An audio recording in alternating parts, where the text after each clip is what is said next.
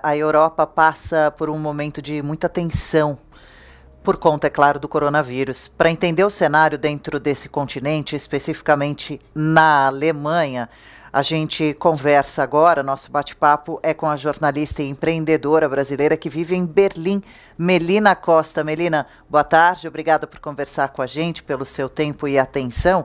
Qual é a posição do governo nesse momento, aí em Berlim, especificamente onde você mora, com relação à quarentena? Ela é parcial ou geral?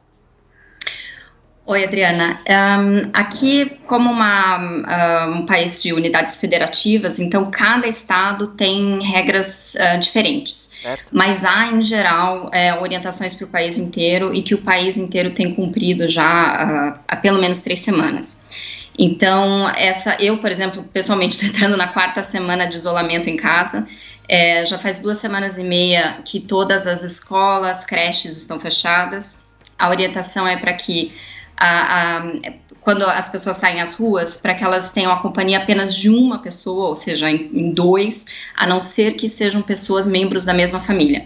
Então, digamos, pai, mãe, um casal e crianças, isso é possível, mas com a presença de uma pessoa que não seja família, aí realmente é só um. O comércio todo está fechado na Alemanha inteira, com exceção de farmácias, supermercados e médicos. E também tem toda uma sensibilidade da sociedade em geral. Acho que demorou um pouco, no começo não foi tão claro, mas depois que a Merkel foi à TV e mostrou a gravidade da situação, né, falou que essa é a situação mais difícil pela qual a Alemanha passa desde a Segunda Guerra, aí a população entendeu e realmente agora as ruas estão desertas, pessoas assim, no supermercado ou no médico, as pessoas realmente mantêm aquela distância de 2 metros. Nos supermercados, por exemplo, as filas são organizadas, tem seguranças na frente, para que as pessoas não se aproximem demais, né? Tem marcações no chão, aonde os carrinhos devem ficar, onde cada pessoa deve ficar na fila. Eles construíram até cabines improvisadas, assim, ao redor dos caixas, de plástico, assim, para que os caixas, os funcionários do supermercado não tenham contato com a população. Então, agora, em geral, está bastante claro. O que não aconteceu imediatamente, eu tenho que dizer, porque até 4 semanas atrás ainda estava aquela coisa, será que é tão sério mesmo assim ou não? Precisou realmente a Merkel e a televisão fazer seu pronunciamento, e aí depois disso todo mundo passou a cumprir as regras com bastante rigidez. Está levando bem a sério, né? A gente tem dados aqui que dão conta que o número de pessoas infectadas na Alemanha está em torno de 4.500 e de mortos de 821, não sei se você tivesse dado para atualizar para a gente, mas eu passo a palavra para o meu colega, Melina, o Vitor Braun, que também tem pergunta para você. Melina, e desde 2008 a Alemanha tem uma espécie de programa de socorro às empresas. Esse programa foi criado, como eu disse, em 2008, ali no auge da crise financeira global, e acabou se tornando permanente. A princípio era uma medida provisória, era um programa que teria prazo de validade, mas acabou se estendendo e se tornando algo permanente na economia alemã. Te pergunto se isso tem sido usado agora, nesse momento da crise do coronavírus, como tem funcionado esse programa de socorro às empresas e se isso serve de exemplo para o Brasil, na sua avaliação.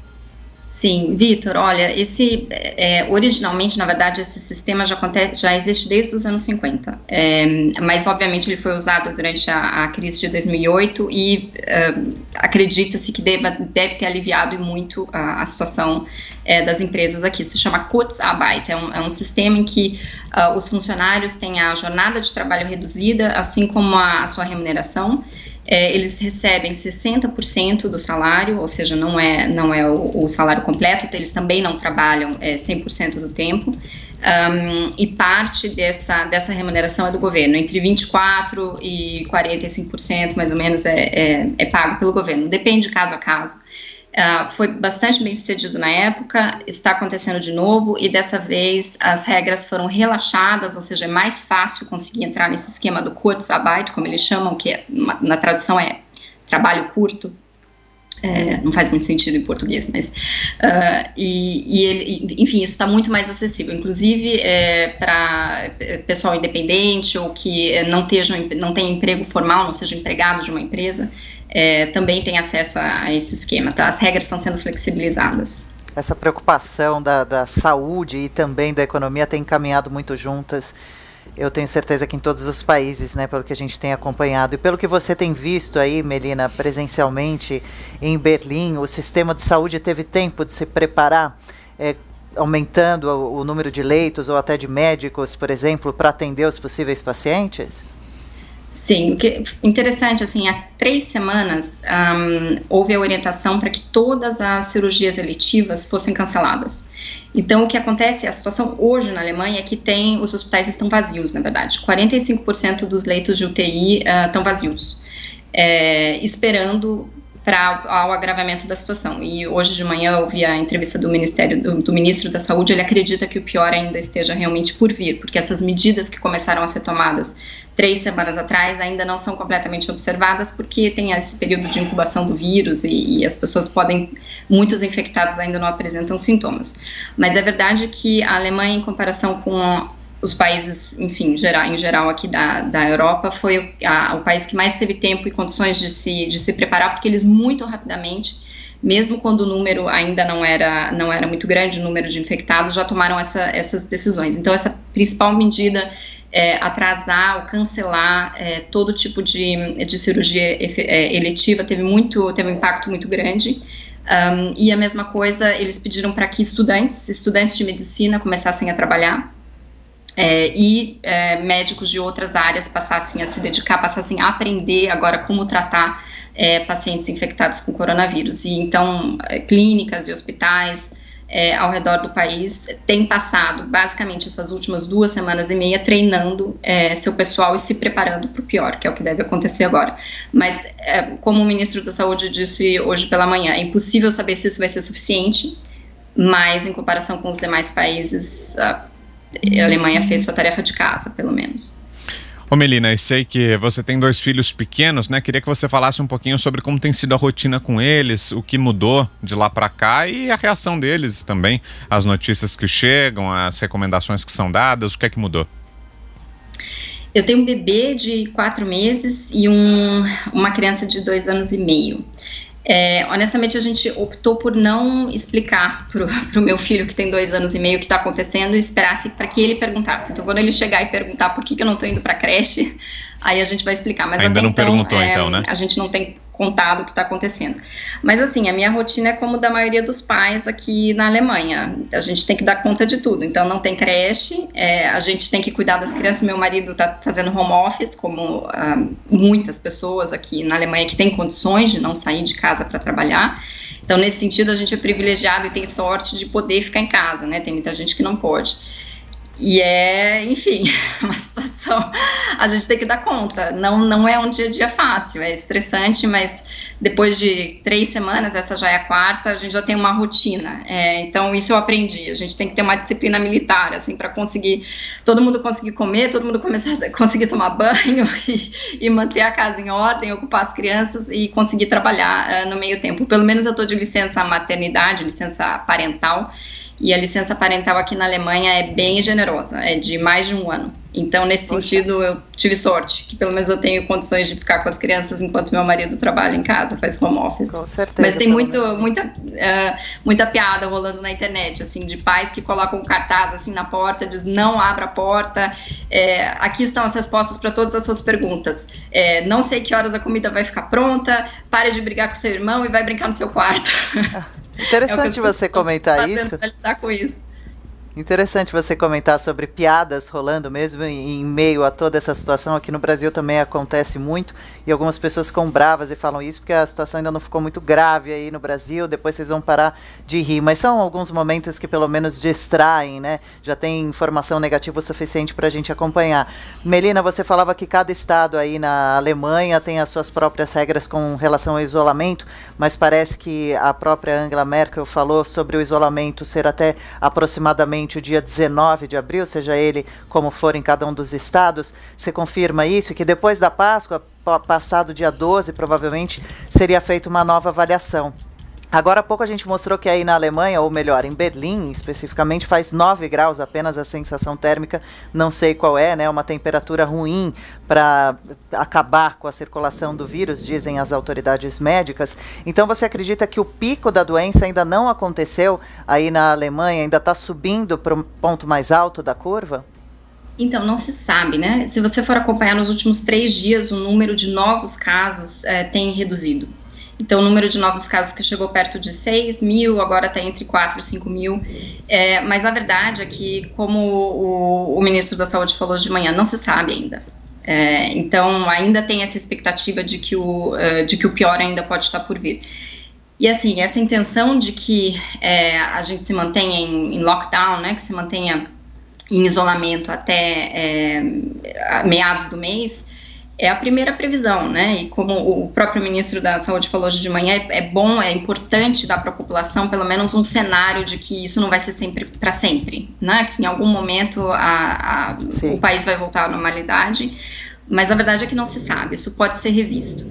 E agora, com frequência, a Angela Merkel tem vindo à televisão e dado novos esclarecimentos, né, e ela vem, nem que seja para agradecer a população que tá fazendo sua parte, mas ela se mantém em contato, e a verdade é que a gente está esperando para ver o que acontecer. Não é cravado que na segunda metade do mês as coisas já voltem ao normal. E essa questão da temperatura que você falou, Adriana, é interessante também. Por enquanto está frio, as pessoas estão dentro de casa. Agora, a hora que o sol começa a sair, depois de um inverno longo, nesse caso o inverno nem foi tão longo, mas a característica aqui clássica dos alemães, a hora que começa a sair o sol, o pessoal não aguenta, vai todo mundo para a rua. Então vai ser mais difícil segurar o pessoal em casa, viu? A hora que começar a aumentar a temperatura. Eu olhei aqui na previsão, semana que vem já vai chegar perto dos 20 graus, sol. Olha. Então acho que vai ficar um pouco mais difícil ficar isolado dentro de casa. Dá para imaginar. Brown, tem mais uma questão ou vou encerrando por aqui?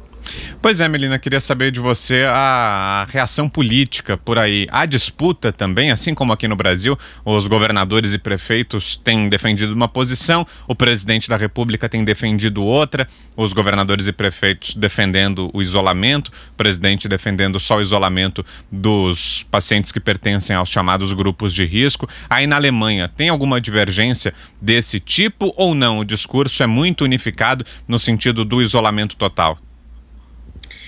Vitor, o discurso é unificado. As pessoas se uniram contra esse vírus e há não que não hajam disputas políticas aqui na Alemanha, mas isso não acontece nesse período agora. Está todo mundo concentrado na luta contra o vírus. Antes da Merkel ir pela primeira vez à televisão e anunciar suas medidas, ela já havia negociado com os estados. Então, essa conversa foi anterior. Quando ela veio à televisão fazer o pronunciamento, pedir para que as pessoas ficassem em casa, essas conversas de bastidores já haviam acontecido. E tem regras muito claras, assim, o que é decidido nacionalmente, o que é decidido por cada estado. Então, ela veio à TV, 2 dias depois, os estados, cada um por si, começaram a tomar decisões com relação a, por exemplo, o fechamento de escolas. Isso faz sentido também porque nem todas as regiões estão afetadas da mesma forma, né, pelo vírus.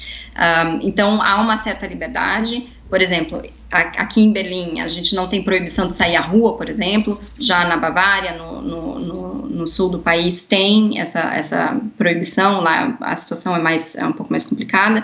Mas, em geral, tem um fronte unificado, assim. Não se vê brigas políticas acontecendo nesse momento, como, infelizmente, acontece agora no Brasil.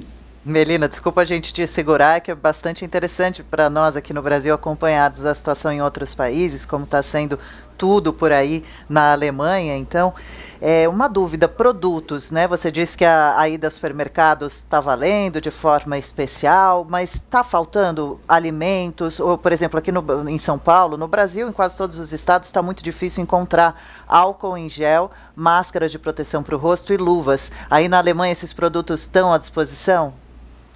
Não, Adriana, aqui também há escassez de alguns produtos. Então, por exemplo, papel higiênico não se encontra há 3 semanas nos supermercados. Poxa. Não porque não haja uma rede de distribuição, mas porque as pessoas estocaram. E assim que o produto chega, as pessoas continuam estocando. Então, já teve algumas vezes, governadores e outros líderes políticos indo à televisão e pedir para as pessoas: não precisa abastecer, não vai faltar, mas, em geral, as pessoas acabaram exagerando. No começo dessa crise, quando foi pedido o isolamento, isso já há mais de 3 semanas, houve uma corrida aos supermercados, de fato. Então, durante alguns dias, 3 semanas atrás, encontravam-se prateleiras vazias. Hoje isso não acontece mais, mas, para ser honesta, o sortimento não está completo, então uma coisa ou outra falta. O que não tinha no começo, por exemplo, além de papel higiênico, era conservas, ou mistura para fazer pão em casa, ou pizza congelada, então essas coisas que, né, são fáceis de fazer em casa.